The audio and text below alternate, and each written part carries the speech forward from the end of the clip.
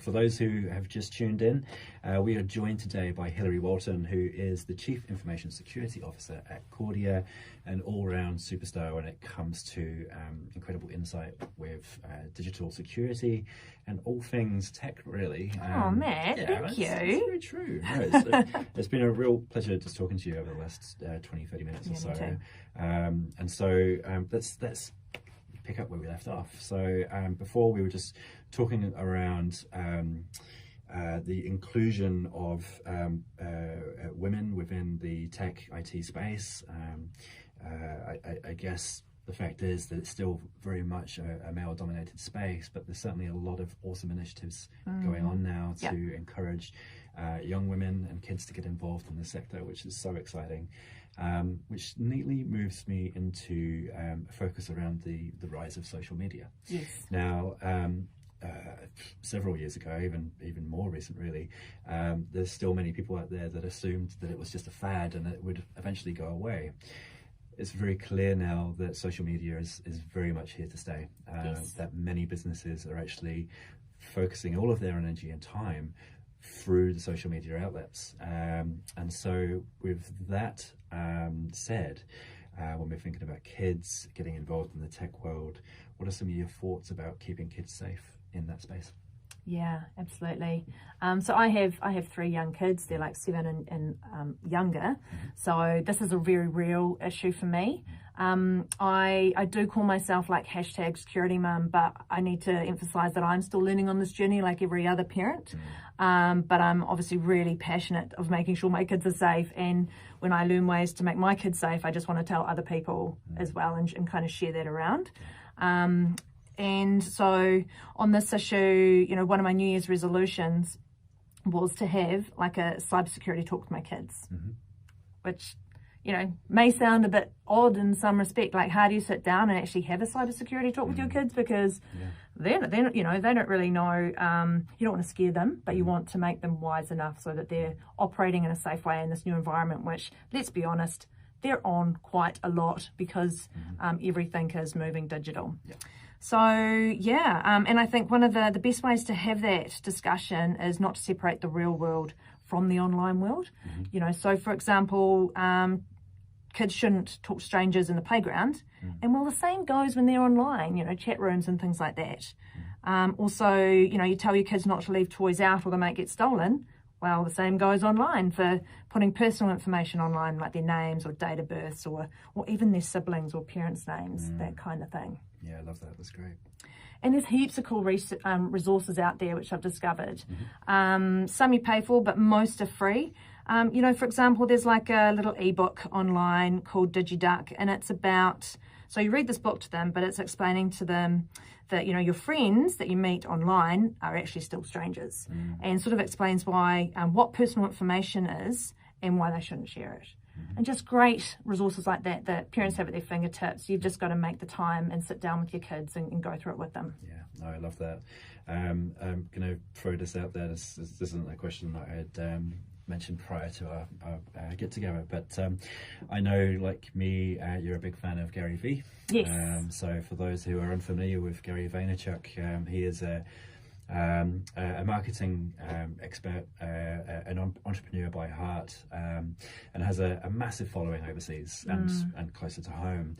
And his take on the rise of social media, where we often see it as the villain in media, his take on it is that it is simply a mirror on society, and it's no different today as it was when the focus was on TV, or when it was on the radio, or when it was on the newspapers. So what's your take on that? Would you agree with Gary that it is simply reflective of society, or is there a inherent negativity toward within social media? Yeah, no, I actually agree with you. I think that it shows what was already there. So what's a really simple example of that? You know, if you're a good person in the physical world, then you're going to be reflected as a good person online. So you're not likely to get trolled or, you know, that kind of thing. Obviously don't support trolling at all. But yeah, and I guess same goes with this whole cyber thing. There's always been criminality in our environment, and people that would try and, you know, target kids, like even toy companies and things like that have been pretty sneaky in the past. So it reflects what's already there, but we also need to make sure our kids are aware of some of those dangers, and, you know, as parents, I think we need to be actively involved in teaching them, you know, as parents, and making sure we're involved in their online world, that we don't just let them play on their iPad off in their bedroom, that we're supervising what they do, as we would do with any activity they were doing, you know what I mean? So in relation to the online stuff, that means you're going to need to restrict their apps and you know, the app stores to age appropriate stuff, just as you would do if they were watching TV, just as you would do if you went to the toy store. You know, and there's some awesome ways you can do that now, and it makes it really easy. Like my kids are doing Android, so it's all about Google, and so there's Google link accounts they can set up. So basically anything they want to download has to get my approval. So if they want to download an app, they come to me and they say, Mum, can I download this, chuck the password in, after a review of it, and then it's on their you know, device to play. And I just think, yeah, we need to do more of that. So putting that restricted mode on the different games they're playing, so Roblox or Minecraft or whatever it is, to the level that you're comfortable as a parent, and that you think is healthy for your child. Yeah, that's so fascinating. So as you know, I've got a whole tribe at home. So I've got five kids these days, and 3, maybe 4 of them are now becoming pretty tech natives. And I talk to my partner about this quite a lot at home, where it feels like the tech has actually come in and invaded our house within the last 6 months. It's like, where did all this stuff come from, and where are the kids now? You know, it's just suddenly it's just changed the dynamic. And I think because the technology is evolving so quickly, the kids are adopting it so quickly, we haven't quite caught up with our own systems and processes to manage it effectively. So I love some of those tips. That's like real tangible, actionable tips. So thank you. That's great advice. And my big call out to parents would be, once you discover these types of tips, tell the other parents, because they might not necessarily know. Yes, brilliant. Sharing is caring. Good stuff. Now, moving on into kind of work-life balance, right? So I know this is a big thing for you, quite passionate about this. Clearly, you're a very successful, busy professional with a family life. And so with that, I noticed in one of your videos even, you described a recent trip to your local swimming pool with the kids with a sign on the wall that caught your attention. Now, I'll leave this to you. Do you want to describe to us what that sign said and what that meant for you? Yes. Yeah, I remember it very well. It said me or the email, or it might have been me or the phone, either or, but kind of similar thing really. And it really did strike a chord with me, and probably because my husband Tom and I were actually having a conversation about that at the time. So I had just started getting more into social media and posting content on social media and making videos. I was doing that outside of my day job's hours. And so, you know, it was coming into our family or personal time a lot more than it had been. And yeah, so for Tom, he was like, well, you know, when are you off work? So not doing your own personal work or your work, and when is it family time and Tom time, as he calls it?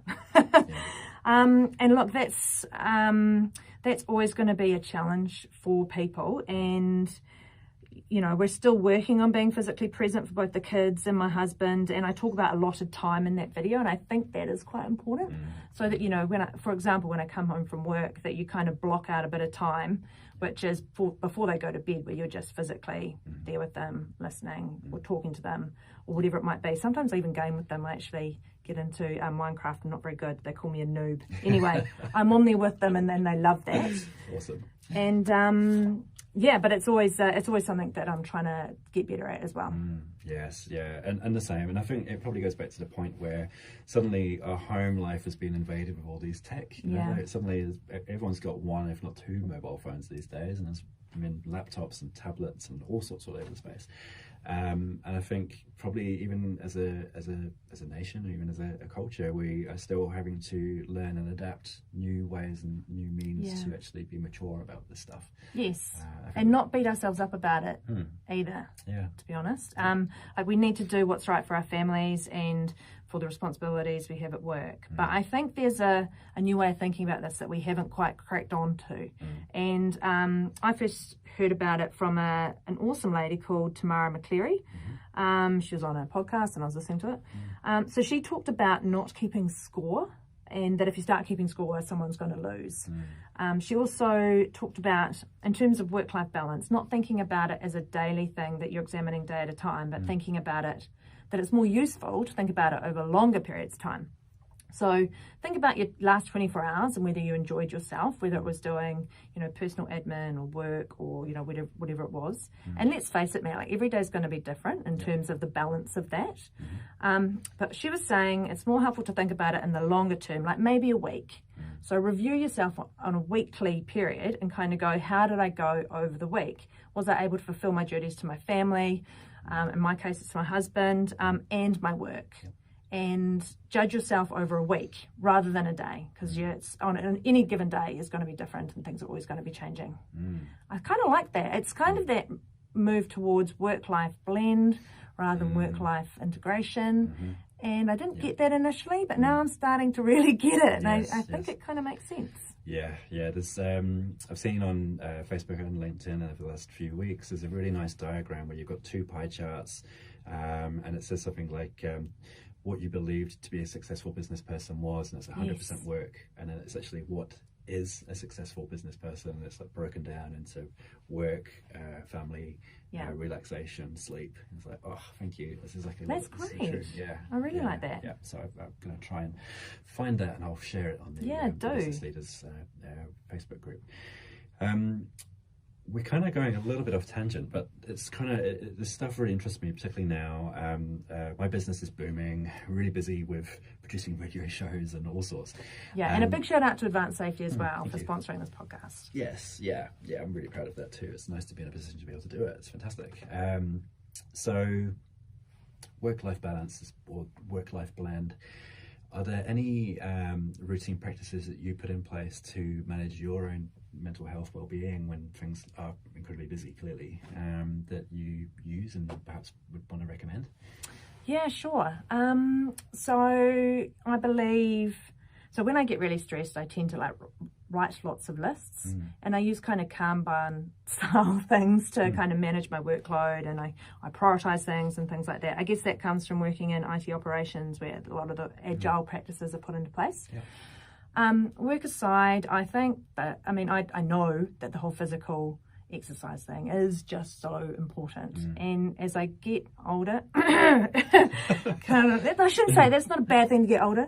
I am 40 and proud of that. But as I become more wiser, I realise that actually the exercise and eating well isn't just good for me, but it actually makes me a better mum, a better person at work, a better person for my husband, and I want to be around and I want to be really active with my kids. And so I think it's just really good for people to do. And then can I also add on top of that, in terms of the work-life blend stuff, I get so much joy from work, which I don't know if that sounds weird or not, but I love my personal work in terms of this kind of stuff and my digital culture ideas piece. But I love my work at Kordia as well, and everything I have to look at and manage there. So, and then I love being a mother. Like, I get joy from everything, and I think that's the most important thing, because if you get joy from everything, you don't mind doing it. Yeah, I love that so much, and it totally resonates. That's exactly my space too. I jumped ship from the corporate world, and I was fortunate enough to be in a position to set up my own business, and 3 years later I'm more content and happy than ever before. Busier than ever before. But it's my busy. I made it that way, and it's I just get so much pleasure out of getting up in the morning and going to work. It's about being empowered. Empowered busyness. I don't know if that's a thing, but if it's the busyness because you want to be busy, not because someone else is telling you to be busy. Totally. And I put a lot of that down to the rise of tech, right? So suddenly the traditional way of working, 9 to 5, Monday to Friday, the daily commute, all of that suddenly isn't necessary anymore. No. And so suddenly the opportunities are massive. And I think a lot of people have yet to wake up to that. Totally. It's fascinating. Yeah. Internet doesn't sleep, does it? Nope, sure doesn't. Nope. Sure doesn't. That's not to mean that you shouldn't be sleeping at home. No, I wouldn't recommend that. But yeah, you can make it work with your life. Yes. Yeah. Oh, I love it. This is Business Leaders New Zealand with your host, Matt Jones, and this show is brought to you by Advanced Safety, keeping health and safety simple. On today's show, we've been joined by Hilary Walton. It's been an absolute pleasure to talk to you today, Hilary, and I'm sure there'll be many listeners out there that will want to know where they can find you and what possible events they might be able to see you at. So what's coming up? Yeah, sure. So with my role with Kordia, I'm really lucky because I have this internal role where I'm looking after the security for the company, but I also have this external focus in terms of security, thought leadership, and I kind of love speaking at conferences and sharing ideas and information, so I'm naturally drawn to that. So I've got a few speaking events coming up actually, Matt. Good. The first is the People Leaders Conference, which is on the 8th of April. You could also catch me at the Institute of Directors Conference, which is the 19th and 20th of May. I've got a little slot there as well. Great. In addition, M2 Magazine, the Success Summit, I'm doing a piece there. And the last one there is the Women in Tech and Telco Industry, which is the 21st and the 22nd of July. So, cool. Yeah. Whereabouts is that one? Is that in New Zealand? Yeah, they are. Nice. They're actually, I think all of them are actually in Auckland. Nice, that's fantastic. Lucky them. So I'm a bit jealous. I'd love to see you talk. I was and have my eye on the Institute of Directors Conference. I think that looks like a really good one. Yeah. So I'm rapt that you're speaking so much. And I've mentioned earlier on that you do your video vlog series as well. Yes. Yeah. So where can people find those videos? Yeah, so you'll find me on LinkedIn, so Hilary Walton on LinkedIn, or Hills Walton, I think is the handle there. Also on Twitter as Hills Walton, and Instagram on Hills Walton, and then YouTube as well, so Hilary Walton, and then it's Digital Culture Ideas. So Digital Culture Ideas, it's kind of a group I started to just as a vehicle to share all this information through. And I just love it. I wanted to write a book, but books take too long. So I decided video was the way to go. So I turned my love of writing into these videos. And you can see all of them there. Yeah, totally. I find even that point is absolutely fascinating. And it's so true. Like, I've literally, my books are gathering dust on the shelves because I am just consuming so much content online, on podcasts, on radio. It's all it's just changed so much. Absolutely, yeah. Fascinating stuff. Cool. Well, look, I just simply wanted to acknowledge all of the amazing work that you continue to do, and also just to finally thank you for joining us on the very first show here with the Business Leaders New Zealand. So you're so welcome. It's been a real pleasure and it's been really fun. So thanks for having me.